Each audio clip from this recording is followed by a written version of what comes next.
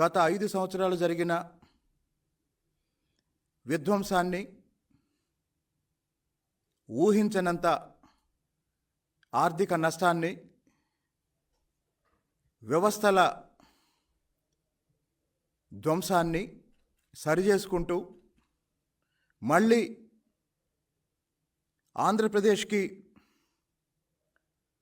పూర్వ వైభవం తెచ్చే దిశగా గౌరవ ముఖ్యమంత్రి చంద్రబాబు నాయుడు గారి నాయకత్వంలో కూటమి ప్రభుత్వం ఒక పక్క పనిచేస్తూ ఉంటే, ఇంజనీరింగ్ కాలేజ్ గేట్ ఎదురుగా వైన్ షాపు, రెండోది రైట్ ఇన్ ఫ్రంట్ ఆఫ్, రెండోది బస్ స్టాండ్లో గేట్ ఎదురుగా వైన్ షాపు, అర్ధరాత్రి వరకు మహిళలు తిరుగుతూ ఉంటారు.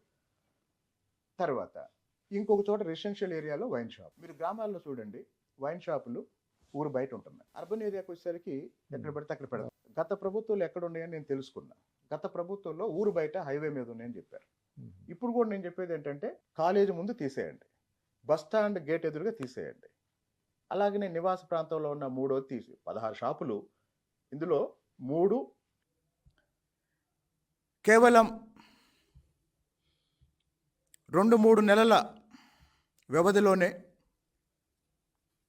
కూటమి ప్రభుత్వ పనితీరు మీద జగన్మోహన్ రెడ్డి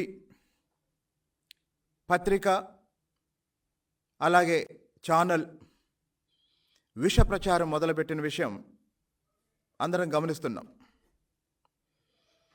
ముఖ్యంగా గత 2 రోజులుగా జగన్మోహన్ రెడ్డి అశుద్ధ మీడియా మెడికల్ కాలేజీల గురించి, వాళ్ళు చేసిన దారుణాల్ని, తప్పుల్ని దాచిపెట్టి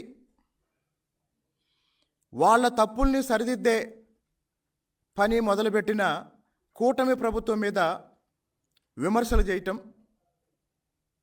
నిన్న మొన్న చూసాం. ప్రతిపక్షంలో ఉన్నప్పుడు జగన్మోహన్ రెడ్డి తన పర్యటనలో, తన సభల్లో ఏం చెప్పాడంటే, మీ పిల్లల్ని ఇంజనీరింగ్ చదివించండి, డాక్టర్ చదివించండి, ఎన్ని లక్షల ఫీజులైనా నేను చెల్లిస్తాను అని ఆ రోజు గొంతు చించుకొని అరిశాడు. మరి అధికారంలోకి వచ్చిన తర్వాత, ముఖ్యమంత్రి పదవిలో కూర్చున్న తర్వాత వైద్య విద్య గురించి జగన్మోహన్ రెడ్డి ఏం చెప్పాడు, ఏం చేశాడో ఇప్పుడు నేను చెప్తాను. తన హయాంలో 17 మెడికల్ కాలేజీలు తెచ్చాను అని జగన్మోహన్ రెడ్డి గారు తరచుగా చెప్పుకుంటూ ఉంటారు.